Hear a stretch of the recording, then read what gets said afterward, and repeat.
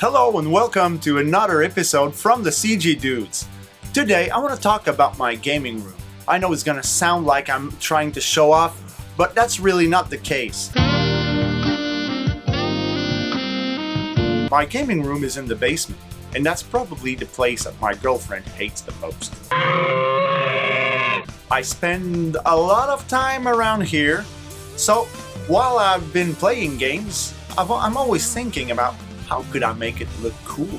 What could I do to so that it looks like the room, my dream room I always wanted since I've been a child. And now I want to share with you all some tricks I found and some things that doesn't cost a lot of money, like buying big pieces of furniture. So stay tuned and just watch my amateurish video about my gaming room.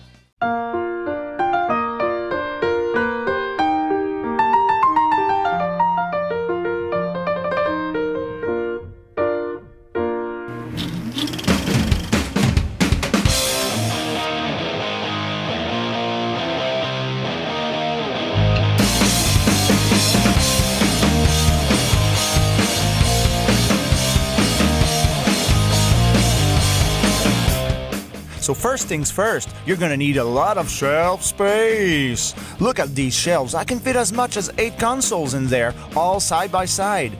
And with another one on top of that leaves me with some other space to fit an amplifier and display some games. Look, even the almighty Sega CD Model 2 can fit in there. Now, okay, seriously, I love these shelves and they are really easy to install. You're gonna need to go shop at your closest Home Depot and buy these railings, 3 of them. They have 6-foot long railings also. And you're gonna need to buy 9 of these brackets to put the pine board on top of. Buy more if you want more shelves, obviously. I went with the longest board they have. 8 feet and 15-inch deep is alright for any console.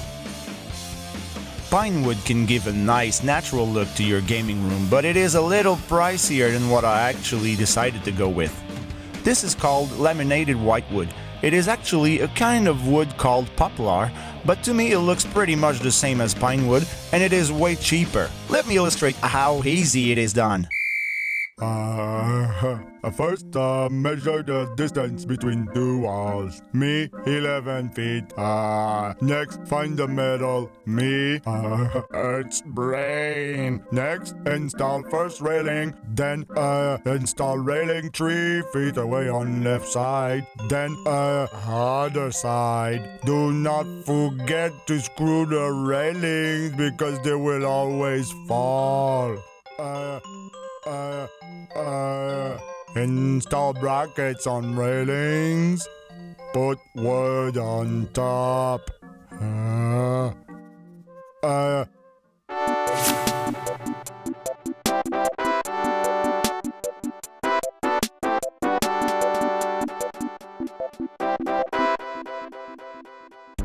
So now we have to display our stuff, right? And it is also much easier to decide on which game to play when you can see it. That's why I decided to build myself shelves as low profile as possible that can hold more than 70 of my favorite NES games. And rest assured, they won't be falling off anytime soon. You only need 2 pieces of wood to build these cartridges holders.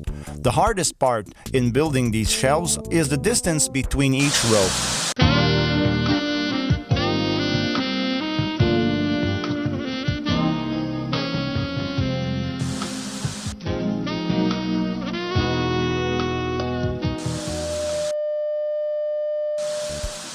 I did the same with some of my SNES cards, but this one I built differently because that's the wood I had on hand at the time.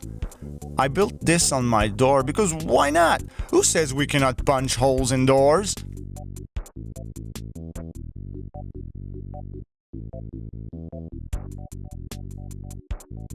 Now, these shelves are way easier to build than the previous ones. You only need 1 piece of wood that is as deep or a little deeper than an SNES box. Pierce holes at each end and at the middle. Screw that to the wall and that's it. Having a wall filled with the box art of all your games gives a renting shop appearance that all nostalgic folks like me will certainly love. But if you're like me and you are starting to feel like you may have become a video game hoarder, you're gonna need way more storage space than a wall display can accommodate. That's why you'll need a shelf that can carry a crap load of cards like this one. It's easy to look for games, still looks neat, and you can still see a small part of the label. So to build this shelf, it is pretty much the same process as the console shelves, but now we'll glue divisions where we want to fit cartridges on. Buy maybe 3 or 4 pieces of 90 degrees pine wood, glue some all around the edges of the pine wood shelf, but not at the back. It is not needed. I simply used SNES cards or whatever card you want to put on the shelf to measure the distance between each rows of cards.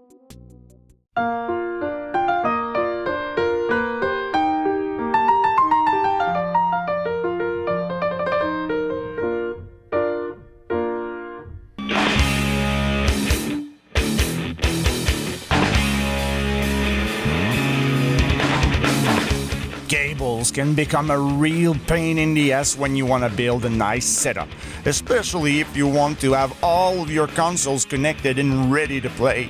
You'll end up with a clusterfuck of wires, and me, I just can't stand clusterfucks of wires. So that's why I tuck them away behind and do not let them hang down. I use these small wire holder clamps that can be found for cheap on eBay. And of course, any gamer who respects itself needs to have tie wraps. Lots of them. But let's go back to these clamps I just talked about. Let me show you how nice they are. So you see these little teeth? You can tighten or loosen the clamps. So you put your wires inside. It's a little hard to use when you're looking through the camera. Then you see I just clip it and it will firmly hold the wires. To remove the cables, you just lift the lever on the clamp and it opens. Just look for cable clip clamps on eBay, then find what suits your needs.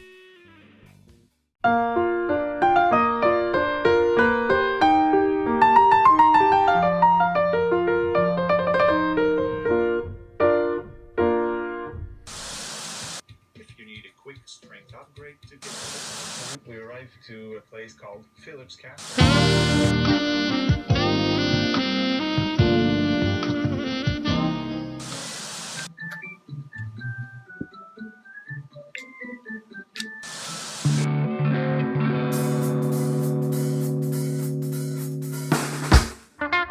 Okay, so now what do you want to play on?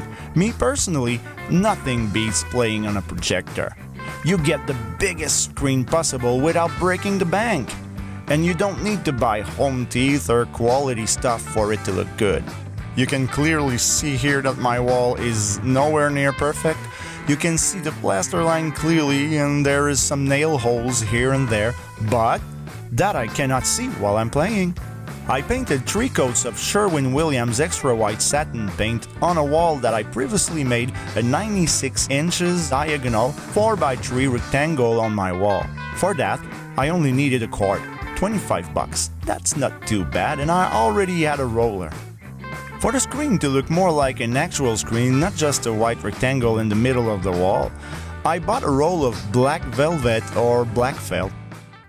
If you decide to play on a projector, here is how much it could cost you. Look on Craigslist or Kijiji, as this is probably the cheapest place you'll find them. Try to find one with a DVI port if you want to use an XRGB scaler on it. I almost bought one at a garage sale for $60 but passed. Stupid me. Paint. White paint or light gray paint. Just make sure it is not glossy, as it will make a glaring spot on the screen. The screen border. You can do without, but it will not look as good. So it will probably cost around $200, maybe more, maybe less. I did not include a projector arm here, as one could just put it on a desk or something. Here's a short comparison between my 46 inches LED display and the projector. Or you can go the old school way and play on a good old CRT.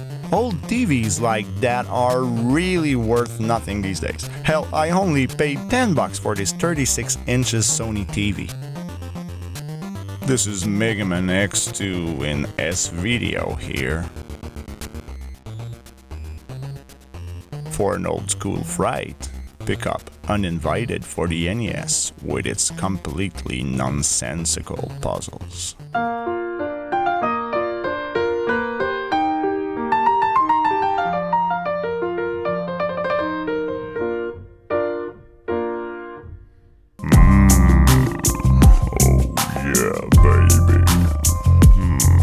Nice woofers you've got there.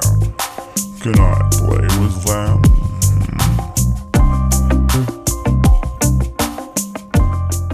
Well, a gaming room without nice looking speakers isn't a sexy enough gaming room. Oh, baby, look at those curves. Believe it or not, these are cheap speakers of the Quest brand. I managed to grab a pair from someone on Kijiji for only 80 bucks. And you'll need an amplifier with that. Maybe you already have all that stuff. If you do, more money in your pocket. Otherwise, you can look for a cheap amplifier on your local ad services. You don't need anything fancy. But me, I like fancy. I like it shiny and soft to the hand. If fanciness is more your thing, these amps are more sought after though, but people just don't really care for them anymore. Well, I do. For $100, not too bad.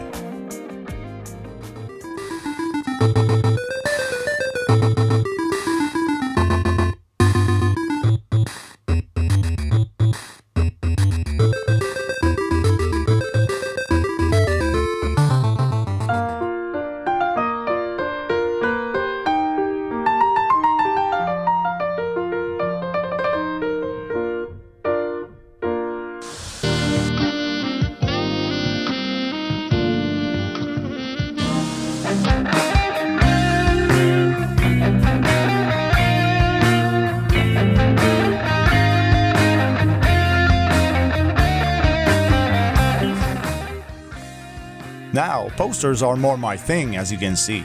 You can put whatever you want to display on your walls and shelves. Me, I wanted to fill as much wall space as possible. To find high-resolution box art of your favorite games, go to thecoverproject.com and look for your games. You can browse by consoles or do a simple search. They almost got them all. And look at the clarity of these pictures. I mean, you can zoom in and it still looks good. These pictures have been retouched by highly talented Photoshop users, thanks to them. I don't like sticking my posters on the wall with either blue gum or even worse, Scotch tape, and I surely don't want to pierce them with pins. So I use paper clips to hold them, and I then hang them with pins. So to make the room look cool, show your stuff, put your best games on displays, pretty obvious, I know. Still have your console boxes, put them on. I like stickers. Here I put some on my coffee table. Well, that's more a beer table, I have to admit, but anyway, it looks good and helps to set the gaming mood. You can buy stickers for pretty much anything and at a lot of places online these days. Me, I bought my stickers at redbubble.com. And just to make things clear, I am not sponsored by any of the sites I mentioned here. They have good quality stickers and at a good price.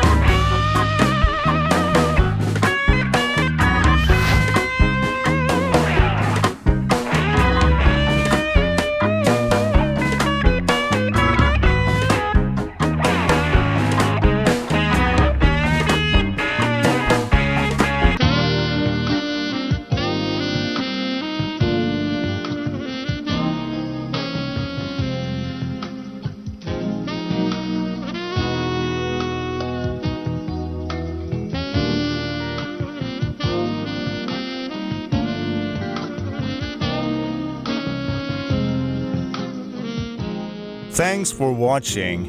If you liked it, click that subscribe button. If you didn't, which is highly unlikely, subscribe.